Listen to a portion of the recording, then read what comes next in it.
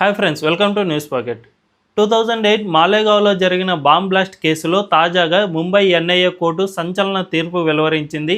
ఇందులో ఇప్పటి వరకు నిందితులుగా పేర్కొంటున్న 7గురికి ఈ కేసుతో ఎటువంటి సంబంధము లేదని, వీరందరినీ నిర్దోషులుగా ప్రకటిస్తున్నామని తీర్పు వెలువరించింది. అయితే ఈ ఒక్క తీర్పు హిందూ గ్రూపులకు, మన దేశంలో ఏ హిందూ గ్రూపులు అయితే ఉన్నాయో వాటన్నిటికీ చాలా పెద్ద బూస్ట్ ఇచ్చినట్లయింది. ఒక్క కేసు ద్వారా ఇంత పెద్ద బూస్ట్ ఎలా దక్కుతోంది? అసలు ఈ కేసులో ఏం జరిగింది? మాలేగావ్ బాంబ్ బ్లాస్ట్ కేసులో అసలైన నిందితులు ఎవరు? ఎవరిని ఫేక్ నరేటివ్తో దోషులుగా చిత్రీకరించే ప్రయత్నం చేశారు అనే విషయాన్ని తెలుసుకుందాం. అంతేకాకుండా ఈ ఫేక్ నరేటివ్ ద్వారా లాభపడేది ఎవరు, నష్టపోయేది ఎవరు అనే విషయాన్ని కూడా మనం తెలుసుకుందాం. అంతకంటే ముందు మన ఛానల్ను ఇప్పుడిప్పుడే స్టార్ట్ చేసాం. సో వెంటనే మన ఛానల్ను సబ్స్క్రైబ్ చేసుకోండి అండ్ బెల్ ఐకాన్ను క్లిక్ చేయడం అస్సలు మర్చిపోవద్దు. ఇక డీటెయిల్స్లోకి వెళ్తే 2008లో మాలేగావ్లో ఒక బాంబ్ బ్లాస్ట్ జరిగింది. అందులో ఒక మసీదు దగ్గరలో ఒక స్కూటీలో అమర్చిన ఐఈడీ పేలడంతో ఈ బ్లాస్ట్ జరిగింది. ఇందులో 6 మంది చనిపోయారు, 100 మందికి పైగా గాయపడ్డారు. సో ఈ కేసు అప్పట్లో చాలా సంచలనం రేకెత్తించింది. అయితే మొదట దీన్ని నిషేధిత సిమి ఉగ్రవాద సంస్థ చేసింది అని అందరూ భావించారు. కానీ తర్వాత ఆశ్చర్యకరంగా దర్యాప్తు సంస్థలు కొంతమంది హిందూ గ్రూపులకు చెందిన వ్యక్తులను అరెస్టు చేశాయి. అందులో ముఖ్యమైన వ్యక్తి బీజేపీ మాజీ ఎంపీ ప్రజ్ఞా సింగ్ ఠాకూర్. అప్పట్లో ఆమె ఎంపీ కాదు, కానీ ఆమె ఒక సాధ్వి లాగా ఉండేది. సో ఆ సాధ్వితో పాటు మేజర్ కల్నల్ పురోహిత్తో పాటు మేజర్ రమేష్ ఉపాధ్యాయులను కూడా అరెస్టు చేసింది. అంటే ఇద్దరు ఆర్మీ అధికారులతో పాటు ఒక హిందూ సాధ్విని అరెస్టు చేశాయి దర్యాప్తు సంస్థలు. వీరందరినీ విచారణ పేరుతో చాలా వరకు వేధించాయి. కల్నల్ పురోహిత్ అయితే ఈ కేసులో ఎటువంటి ప్రమేయం లేకుండానే 9 ఏళ్ళు జైల్లో ఉన్నారంటే మనందరికీ ఆశ్చర్యం వేస్తుంది. అదేవిధంగా సాధ్వి ప్రజ్ఞను కూడా 13 రోజులు జైల్లో టార్చర్ చేశారు. ఆమె ఖచ్చితంగా ఈ కేసులో నిజం ఒప్పుకోవాల్సిందే అని చాలా వరకు ఒత్తిడి చేశారు. అయినా కూడా వీళ్ళు ఎన్ని కుట్రలు పన్నినా కూడా చివరికి ఎన్ఐఏ కోర్టు ఇవన్నీ తప్పు అని తేల్చేసింది. ముఖ్యంగా ఎన్ఐఏ కోర్టు చెప్పిన దాంట్లో ఏముందంటే, ఆ కేసులో ప్రజ్ఞా సింగ్ ఠాకూర్ను ఇరికించడానికి ఒక కారణం ఏమని చూపారంటే, ఏదైతే స్కూటీలో బాంబు పేలిందని చెప్పుకుంటున్నాం కదా, ఆ స్కూటీని ప్రజ్ఞా సింగ్ ఠాకూర్ యూజ్ చేశారని. సో ఆమెకు చెందిన స్కూటీలో బాంబు పేలడం వల్ల బాంబు కేసు వెనకాల ప్రజ్ఞా సింగ్ ఠాకూరే ప్రధాన నిందితురాలు అని దర్యాప్తు సంస్థలు పేర్కొన్నాయి. కానీ ఆ స్కూటీ ఆమెది అని చెప్పడానికి ఎటువంటి ఆధారాలు చూపించలేకపోయింది. జనరల్గా స్కూటీకి ఛాసెస్ నెంబర్ అని ఉంటుంది. ఆ ఛాసెస్ నెంబర్ను కనుక కనిపెడితే అది ఏ కంపెనీలో తయారైంది, దాన్ని ఎవరికి అమ్మారు అనే డీటెయిల్స్ అన్నీ బయటకు వస్తాయి. కానీ ఈ బాంబు పేలుడు జరిగిన స్కూటీలో అసలు ఈ ఛాసెస్ నెంబర్ అనేది కనుక్కోలేకపోయాయి దర్యాప్తు సంస్థలు. అంతేకాకుండా ఎక్కడైతే బాంబు పేలుడు జరిగిందో అక్కడ ఇలా పంచనామా సరిగ్గా నిర్వహించకపోయేసరికి ఆధారాలన్నీ తుడిచిపెట్టుకుపోయాయి. అంతేకాకుండా ఈ కేసులో 300 మందికి పైగా సాక్షులను విచారించినప్పటికీ ఇందులో చాలామంది తమ వాంగ్మూలాన్ని తర్వాత కాలంలో చేంజ్ చేసుకున్నారు. అంటే ఎవరైనా సాక్షులు అంటే ఒక్కసారి సాక్ష్యం చెప్తే అది కరెక్ట్గానే చెప్తారు, కానీ ఇలా వాంగ్మూలాన్ని చేంజ్ చేసుకోవడం అంటే వాళ్ళు అంతకు ముందు అబద్ధం చెప్పారని లెక్క. సో వీరందరినీ ఎవరో వెనకుండి నడిపిస్తూ ఉన్నట్లు తెలుస్తోంది. ఆ దర్యాప్తు సంస్థలను తప్పుదారి పట్టించేలా, అంటే దర్యాప్తును డిజార్ట్ చేసే విధంగా ఎవరో నడిపించారని డౌట్ అయితే చాలా వరకు వస్తుంది. అయితే దీన్ని నడిపించింది ఎవరు అంటే నాటి యూపీఏ గవర్నమెంటే ఇదంతా చేసేసింది. 2008లో దేశంలో కాంగ్రెస్ నేతృత్వంలోని యూపీఏ 1 గవర్నమెంట్ అధికారంలో ఉండేది. ఈ యూపీఏ 1 గవర్నమెంట్కు ఒక మోటో ఉండేది. అదేమిటంటే దేశంలో హిందూ టెర్రరిజం అనేది చాలా ఎక్కువగా ఉంది అని సృష్టించేందుకు చాలా వరకు ప్రయత్నం చేసింది. ఎందుకంటే కాంగ్రెస్ ఎప్పుడు మైనారిటీ ఓట్లకు పాకులాడుతూ ఉంటుంది.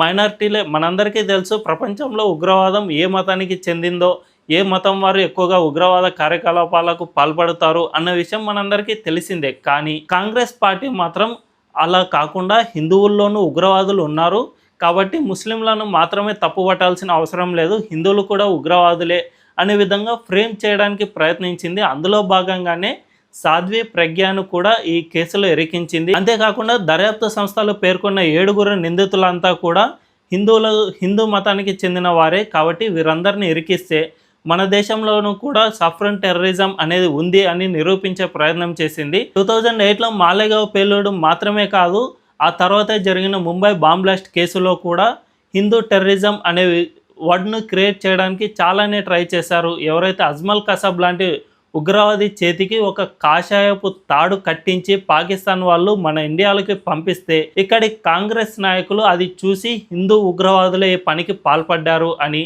నాటి కాంగ్రెస్లో చాలా కీలకమైన వ్యక్తిగా ఉన్న దిగ్విజయ్ సింగ్ ఒకేసారి ఆర్ఎస్ఎస్కి సాజిష్ అనే పుస్తకాన్ని కూడా రిలీజ్ చేశారు. సో వీటన్నిటిని బేస్ చేసుకుని చూసుకుంటే కాంగ్రెస్ గవర్నమెంట్ చాలా పకడ్బందీగా హిందూ టెర్రరిజం అనే వర్డ్ను క్రియేట్ చేయడానికి చాలా వరకు ట్రై చేసింది. అందులో భాగంగానే సాధ్వి ప్రజ్ఞను కూడా ఇరికించింది. ఆమెను చాలా వరకు చిత్రహింసలు పెట్టింది. జైల్లో పెట్టి ఆమెకు తిండి లేకుండా ఆమెను చాలా వరకు కొట్టారు. పోలీసులు బూటకాలతో తన్నారు. ఆమె ఒక సాధువు అని కూడా చూడకుండా చిత్రహింసలు పెట్టారు. కానీ వీరు ఎన్ని ప్రయత్నాలు చేసినా అన్నీ విఫలం అవుతూనే వచ్చాయి. అజ్మల్ కసబ్ చేతికి కాషాయం దారం చుట్టి అతన్ని పంపించారు కాబట్టి, అంతేకాకుండా వారికి ఆధార్ అండ్ ఓటర్ కార్డులు కూడా హిందువుల పేర్లపై ఉన్నాయి అని తర్వాత దర్యాప్తులో బయటపడింది.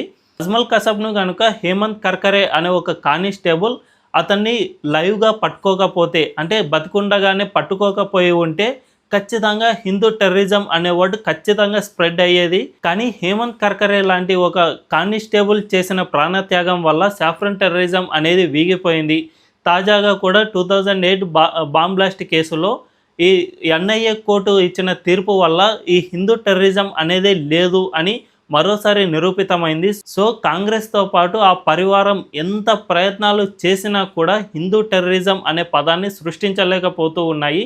ఒక్కసారి కనుక ఎక్కడో చోట చిన్న తప్పిదం జరిగి ఇది కనుక నిరూపితం అయి ఉంటే మన దేశానికి అది చాలా నష్టం చేకూర్చేది. ఎందుకంటే మనందరికీ తెలుసు, ఇప్పుడు పాకిస్తాన్ను మనం చూస్తూనే ఉన్నాం. ఆ దేశంలో ఉగ్రవాదం ఉండటం వల్లే ఆ దేశం చాలాసార్లు FATF black list and grey లిస్ట్లో వెళ్తూనే ఉంది. దీనివల్ల ఆ దేశంపై అనేక దేశాలు ఆంక్షలు విధిస్తూ వచ్చాయి. ఫలితంగా పాకిస్తాన్ ఆర్థిక వ్యవస్థ ఇప్పుడు అస్తవ్యస్తంగా మారిపోతుంది. కేవలం ఉగ్రవాదాన్ని పెంచి పోషించడం వల్లే ఆ దేశం ఇప్పుడు అడుక్కు తినే స్థాయిలో ఉంది. సో మన దేశంలో కూడా హిందూ టెర్రరిజం అనే పదాన్ని సృష్టించడంలో కాంగ్రెస్ గనుక విజయం సాధించి ఉంటే ఖచ్చితంగా మన దేశంపై కూడా ప్రపంచ దేశాలన్నీ ఆంక్షలు విధించేవి. అయితే ఈ సఫ్రన్ టెర్రరిజం వర్డ్ను క్రియేట్ చేయడంలో కేవలం దిగ్విజయ్ సింగ్ మాత్రమే భాగమయ్యారని అనుకుంటే పొరపాటే. నాటి కేంద్ర హోంమంత్రిగా ఉన్న చిదంబరంతో పాటు రాహుల్ గాంధీ, అంటే ఏదైతే కాంగ్రెస్ అధినేత్రి సోనియా గాంధీ సొంత కుమారుడైన రాహుల్ గాంధీ కూడా 2010లో విదేశాలతో మాట్లాడే టైంలో ఒక సందర్భంలో మన దేశంలో హిందూ గ్రూపులు చాలా టెర్రరైజ్ అయిపోతూ ఉన్నాయి, చాలా అంటే ఉగ్రవాద భావజాలాన్ని పుణికిపుచ్చుకుంటున్నాయి అనే విషయాన్ని కూడా మాట్లాడారు. అది ఆ తర్వాత వికీలీక్స్లో ఆధారాలతో సహా బయటపడింది. సో ఈ హిందూ టెర్రరిజం అనే వర్డ్ను క్రియేట్ చేయడంలో ఎంటైర్ కాంగ్రెస్ మొత్తం ఇన్వాల్వ్ అయింది just for vote bank politics. వాళ్ళ ఓట్ బ్యాంక్ పాలిటిక్స్ వల్ల మన దేశం మొత్తాన్ని నాశనం చేసేందుకైనా వెనకాడబోలేదు. కానీ ఇదంతా ఎప్పటికీ సఫలం కాలేదు. ఎందుకంటే మన దేశంలో ఇప్పటికీ దర్యాప్తు సంస్థలు చాలా పకడ్బందీగా పనిచేస్తూ ఉన్నాయి. అదేవిధంగా న్యాయ వ్యవస్థ కూడా అంతే పటిష్టంగా పనిచేస్తోంది. కాబట్టి నిజం ఇప్పటికైనా, కాస్త లేట్ అయినా కానీ ఇప్పటికైనా నిజం బయటికి వచ్చింది. కాబట్టి హిందూ టెర్రరిజం అనేది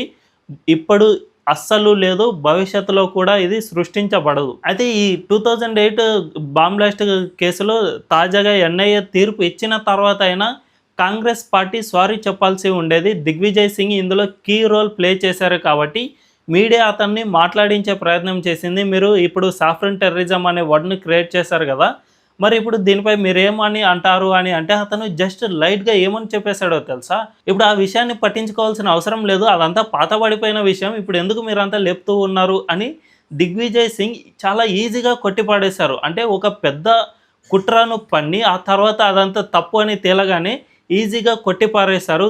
ఇదే కనుక వీరి కుట్రలు కనుక సఫలం అయి ఉంటే మన దేశం ఎంత నష్టపోయేదో ఒక్కసారి ఆలోచించుకోండి. అంత జరిగినా కూడా వీళ్ళకి చాలా లైట్గా అనిపిస్తుంది. అందుకే కాంగ్రెస్ పార్టీ ఇప్పటికీ ఓడిపోయి దశాబ్ద కాలం పైన గడిచినా కూడా ఇప్పటికీ ఆ పార్టీ గెలవలేకపోతుంది. అంటే ఇటువంటి వైఖరితోనే ఆ పార్టీ గెలవలేకపోతుంది. మరి ఇప్పటికైనా ఆ పార్టీ మారుతుందో లేక ఇలాగే వ్యవహరించి తన పుట్టి తానే ముంచుకుంటుందో తెలియాలంటే వేచి చూడాల్సిందే. ఈ వీడియో కనుక మీకు నచ్చినట్లయితే ఖచ్చితంగా మా ఛానల్ను లైక్ చేయండి అండ్ సబ్స్క్రైబ్ చేసుకోవడం అస్సలు మర్చిపోవద్దు. Thank you.